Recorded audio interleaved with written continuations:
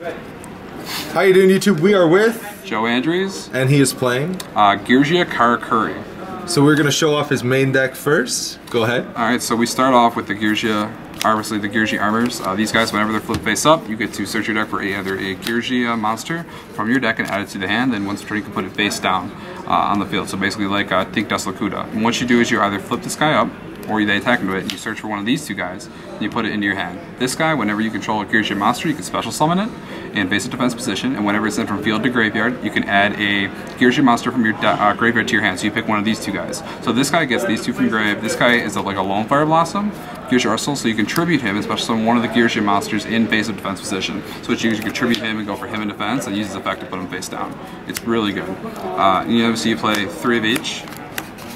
So it's like kind of like a little mini engine, but they all work together to make sure you don't generate a lot of advantage. Play 2 copies of Jinx Ally Birdman. He's the kind of the key of the combo, which is this, and then one of these guys. So what you'll do is you'll flip him up and you special summon. And you'll bounce it for the Birdman. Then you can re-special summon. You synchro for Beret. Strategist then would flip it back up, and it would just you'll put your a bunch of synchros on. You usually Beret, Stardust. What a lot of people are doing is they were putting it face down, and they're constantly putting it face down, and that does not work.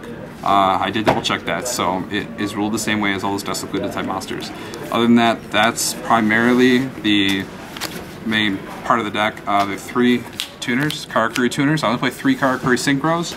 So I played 2 Watchdog, 1 Strategist. Obviously Strategist, when he comes out, put him in defense, and you flip your face down armor, and add another card to your hand. This guy goes to Pareto, or obviously Star Striker or Scrap Dragon, but you basically can loop out like that. 3 copies of Snowman Eater. Best card this weekend. Seriously, one of the best cards. Gets rid of Thunder King, gets rid of any kind of big threat they have in the field. It shuts down Alias. And when we put Alias out, they flip into damage step, you can't Gemini Spark it. Great card.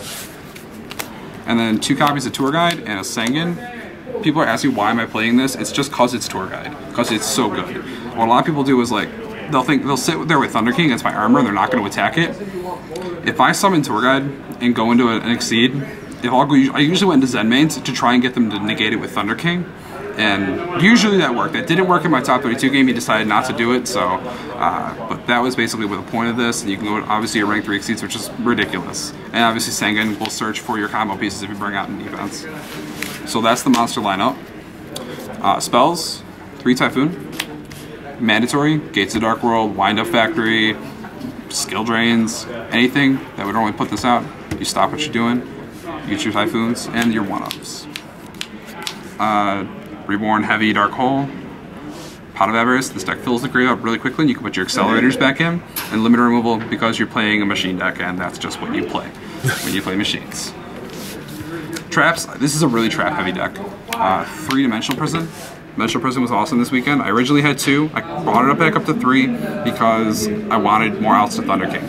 This deck normally does not do well against Thunder King, but with these with this 3 Snowmans, Thunder King was basically just stalling the game until I found an out to it, or until they decided to do something with it. So they can't really do much against me. And then 2 Torrentials, because it's Torrential Tribute. 2 Mirror Force. Mirror Force was amazing this weekend. People were downgrading this card so much. It's so good. When Wind Up goes off, unless they go into Shockmaster or Tiras, this is going to completely delay whatever they have out. So they can generate all the advantage they want. This thing takes care of it. And 2 Trap Stun. Major props to Dale Bolito. I saw him on a Friday. I played him with this, and he really just wrecked me using this thing in Wind Up, and it was amazing.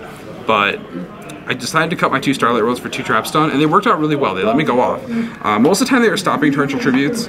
Often I would Trap Stun and Storm and then go for game. But yeah, it's basically, it can 1-for-1 with Deep Prison or Torrential or Mirror Force, and it lets you go for game.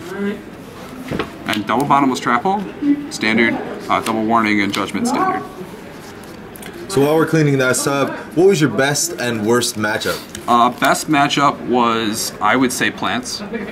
Plants, my side deck goes really hard against Plants. And I didn't play any hand traps this weekend, so, which a lot of people give me the question look, but I didn't really see the point in doing it. I really don't like Valor this format. I don't think it's that good. And I also don't like Max C very much as farm because I kept on, every time I sided Max C's against windup, they would go off, and I wish I had the Max C. And then of course on the following turn I would draw the Max C after they've gone off. So it doesn't really it stops them in their tracks on the turn up, or they could just go into like a carrier nor a rabbit. So they can stop what they're doing and just set some back row and stop it with Max C. But I preferred more stable solutions. All right, so we have 3 copies of Macrocosmos. It's good against Dark World. It's good against plants. Again, like I said, this deck is so good against plants because of the side deck options. Additionally, we play 2 copies of Forbidden Lance. Forbidden Lance is good against heroes. I often side out my Dimensional Prisons against heroes because I'd rather have Lance in, and I usually kind of 1 prison and like a trap stun for 2 Lance. I just don't know, I feel like it's not as good against heroes. 2 Element of Crossout. Card was really good. It's good against Geargia. It's good against rabbits. I sided in against Dark World when my round 8 opponent sided in Rykos to counter my macros, and I almost we stopped game 3 because he didn't draw too well. But game 2 we almost decked out, and I did not have these in, but I sided him in for game 3 because it was really awesome. I think at the most when I was playing Billy Break, I tried to Nomen across out his Geargia armor. He was playing, it was a mirror match. And he was like, what? Wait a second. So he had a Force Tips Compulse, and it left him open. So it was definitely a great pick. A great card this format. 2 Kinetic Soldier. Kinetic Soldier is awesome because you can actually search him off Gear Gigant X, the Exceed, and he wrecks heroes. Absolutely wrecks heroes. 3 copies of Royal Decree.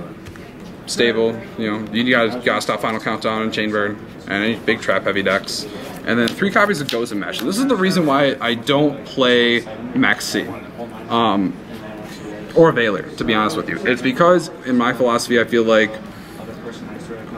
it's kind of like with Max C, when after they do go off, if they go off, it's going to be like, you draw your Max C in the following turn, it doesn't do you anything. But what I did was, if this was a Max C, I could set this on them, flip it up in their turn, and suddenly they have to lose their field. So going into game 2 and 3 against Windup, I have access to 7 Master Removal cards, 2 Mirror Force, 2 Torrential, 3 Gozen Match.